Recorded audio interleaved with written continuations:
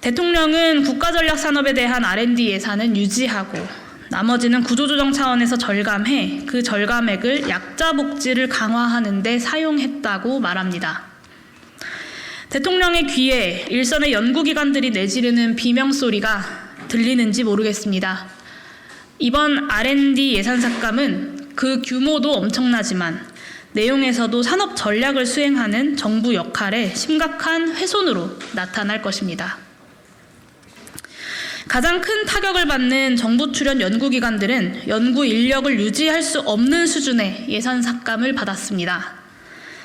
정부의 산업 전략이 국가 경쟁력의 원천으로 부상한 시기에 윤석열 대통령은 산업 전략 역량의 핵심인 R&D 예산을 대규모로 삭감하고 구조조정이니 약자 복지니 하는 말로 변명하고 있습니다.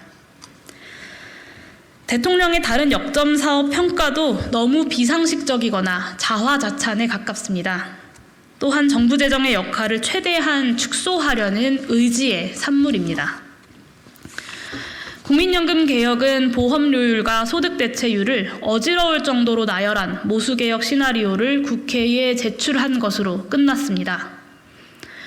이 시나리오에는 현 시점에서 반드시 논의해야 할 연금의 지속 가능성과 보장성 강화를 위한 중장기적인 정부 재정 투입 방안은 빠져 있습니다. 오로지 가입자들이 낸 보험료로 모든 것을 해결하자는 보수적인 관점의 숫자 노름일 뿐이고 구조개혁을 해내겠다는 본인의 공약마저 뒤집은 입장일 뿐입니다.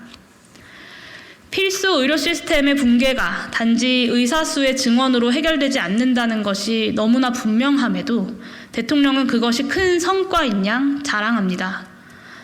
붕괴한 의료 시스템을 복원하기 위해서는 의사의 양성부터 공공병원의 설립까지 의료 공공성을 대대적으로 강화해야 합니다. 여기에는 당연히 재정이 들어갑니다. 그러나 예산서 어디에도 의료 시스템의 공공성 강화를 위한 재정 확대를 찾을 길이 없습니다. 대통령은 양대 노총이 노조 운영 상황에 대한 회계 공시에 동의했다고 자랑합니다. 모든 정부기구를 총동원한 압박을 통해 노동조합의 자주성을 말살하는 항복을 받아내고서 하는 자랑질입니다.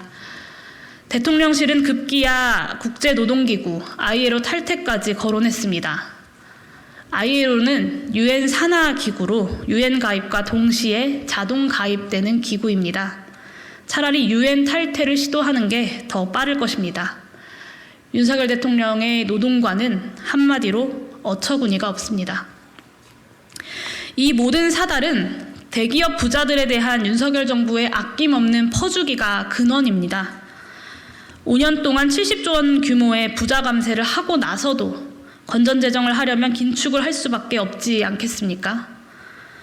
예산과 재정의 일방적인 대기업 부자 퍼주기를 감추기 위해서 대다수 서민과 중산층은 소외시킨 채 윤석열식 약자 복지 지출을 눈꼽만큼 늘린 것이 2024년 예산안입니다. 만약 윤석열 대통령이 제출한 예산이 국회에서 그대로 통과된다면 2024년부터 대한민국 국가 경제는 부자 감세에 의한 세입 감소, 재정 긴축, 경제 추가 하락, 세입 추가 감소라는 악순환의 덫에 본격적으로 빠져들 것이 뻔합니다. 그래서 저는 윤석열 대통령이 요청한 2024년 예산안 통과 협력을 거부합니다.